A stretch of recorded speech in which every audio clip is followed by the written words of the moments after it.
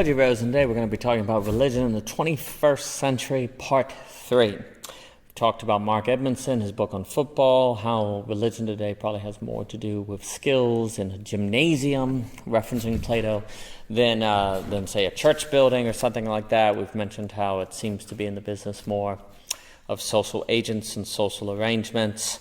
We've also talked about some of the skills that we may need, like Simone Weil's attention, or the proper confidence of Lesslie Newbigin, and that's what we're going to start by discussing. The topic of confidence is described in The Conflict of Mind. I think, though, that Mr. Newbigin provides a beautiful elaboration in his book on proper confidence, and where he talks about religion has been greatly damaged and basically doomed for nihilism in thinking that doubt is sin, and doubt as a measure of... so you got these kind of two poles. On one side, doubt is a sin, so you're not allowed to doubt. But then on another side, doubt is intellectual integrity. So you're either not allowed to question, or all you can do is question, and neither of these seem very problematic. Both of these lead us into nihilism. And Newbigin wants to give us a radically new starting place for thought. And I think what he describes is the kind of epistemology of the absolute knower, the Nietzschean child, and so on and so forth. So what we need today are religions of confidence, not religions of certainty. And again, this speaks to sports. You can't be certain you're going to win a football game. All you can do is be confident you're going to win, right? Sports is not a place of certainty, but a place of confidence. Newbigin makes the point that many of us think our test for knowledge being accurate is found in our capacity to predict the future. And although there can be truth to this, he makes the point that if we find ultimate truth in a story that has not yet been finished, we do not have that kind of certainty. If we're in a story that's not finished, we simply cannot have certainty that is predictive. What we need is something more like confidence. He talks about a new kind of certainty inseparable from gratitude and trust. And I think we do see, when we ask, what does it mean to have like certainty in a skill? It's more like confidence. You're confident that you can use the skill in the right way. And when you have confidence in others, you're confident that they can use the skill in the right way.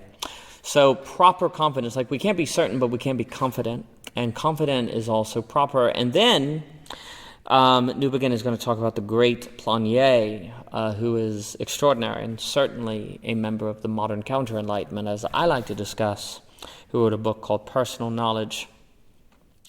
And what Planier says, he's going to talk about the personal participation of the knower in all acts of understanding. But I quote, to quote Planier, P-O-L-A-N-Y-I, but this does not make our understanding subjective. Comprehension is neither an arbitrary act nor a passive experience, but a responsible act claiming universal validity. Such knowledge is indeed objective in establishing contact with a hidden reality.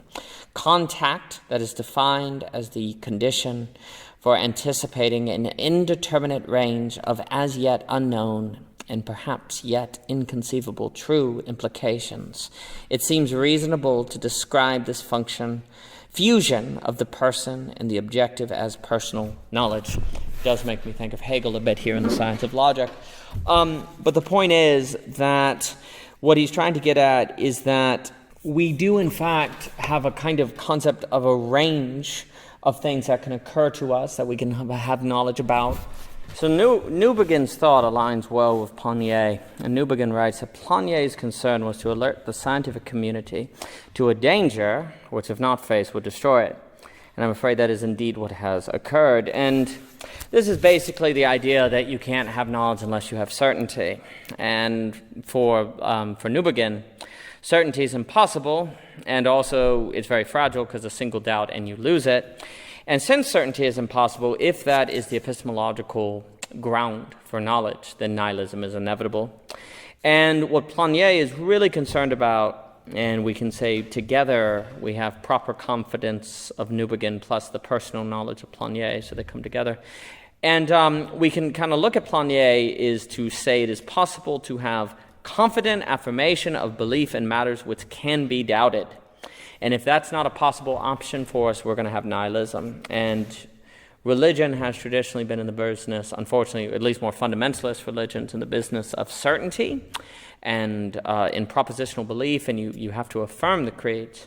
And that, for Planier, would lead you to nihilism. In Newbigin as well, that sort of ironically, faith as such leads to nihilism. To quote Newbigin again, Planier emphasizes the fact that knowing is a form of activity. Like all activity, it involves the interaction of the personal with the world beyond him or her. It is an activity which involves the whole person and a passionate commitment to make contact with reality. Knowing is not something that happens to us. It is something we seek to achieve. As with all activities, there is always the possibility of failure. So knowledge, and that is a matter of a skill, of getting better at. It's something we strive for, and if we strive for it, we can make mistakes, but that does not mean it is wrong, or that when we make mistakes in something, we think that therefore we can't think anything. And there's this beautiful line that I really like, Newbigin writes, where he says, only statements that can be doubted make contact with reality. If it cannot be doubted, it has no chance of making contact with reality. And this would mean that the very, for Kant, the phenomenon can't access the noumenon if we take that general interpretation of Kant. That might just be Kantianism, one always has to clarify. Well, it's precisely the fact that phenomenon might not be the thing in and of itself that makes it possible for them to have something to do with the thing in of itself. It is the possibility of error that makes possible contact with reality. So likewise, a religion that can't err, a person who can't err in their knowing, they have no chance of making contact with reality. Which also makes sense because reality is changing. Reality is not, it doesn't give itself as objectively the case. We have to think about it. And so if reality is changing and becoming alive, then what is true today might be false tomorrow. And therefore, we can always doubt statements because one that's true could end up false under a different contingency. So only statements that can be doubted make contact with reality.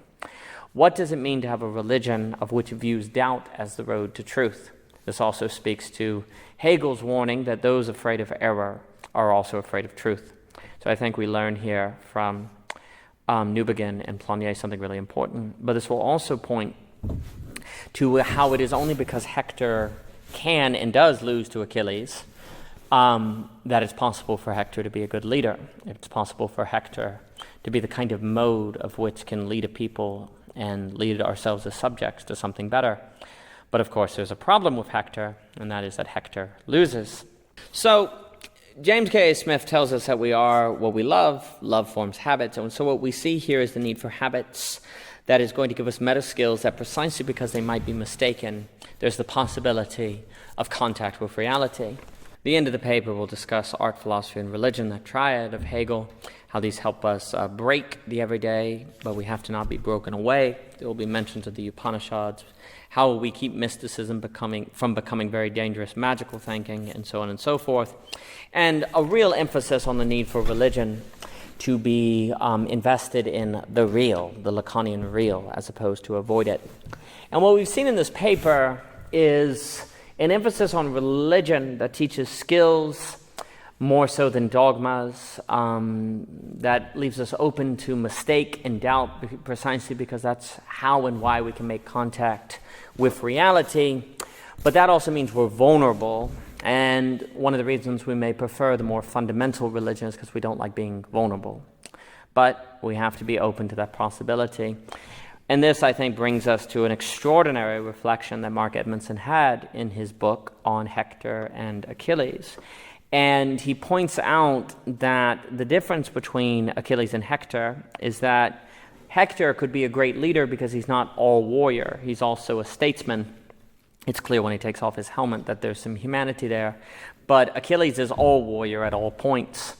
And that's precisely why Hector will lose to Achilles. But it's the very vulnerability to Achilles that makes it so Hector can be a good leader. So likewise, it's the very possibility of mistake and error in getting it wrong that I think makes it possible for us to be the kind of subject we need to be today, to be an absolute knower, a child, and someone who's religious, given the 21st century. Edmondson writes that Hector was probably born to be a statesman, and it is clear that he would go on to be a superb king of Troy somewhere time in the future, if Troy had a future, which it does not. And there's a problem with the kind of person that Hector is, and that is that Hector loses to Achilles. And when it comes to facing Achilles, you even have, Hector afraid and running from Achilles.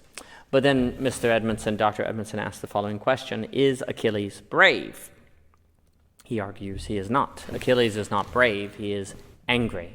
Hector is brave because Hector can lose. And in fact, it's basically destined for Hector to lose. And Hector can lose because he's not all warrior, he's a dialectical being, he's also a possible statesman. But in Achilles, we see the temptation of authoritarianism, which is pure power, pure fight. And that's the problem with Achilles' sort of victory. Achilles is authoritarianism. Hector is not authoritarian, but he has authority. He would have authority as the king of Troy and has authority as Hector, but the problem is authority loses to authoritarianism in this circumstance and throughout history, frankly, which is why perhaps 20th century religion or religion in the past has been tempted with authoritarianism. But if we fall into that temptation to be like Achilles, we cannot have the statesmanship of Hector. We cannot be the subject of Hector. We cannot be the character of Hector. And more importantly, only Hector can be brave because Hector can lose. And if we want to be courageous, then we must be like Hector, which means we must be vulnerable. We must overturn the temptation of authoritarianism. We must go on the field, like a football field, where we can lose. And if we're going to have a religion of the 21st century, it must be vulnerable as such. It must be a place where bravery is possible.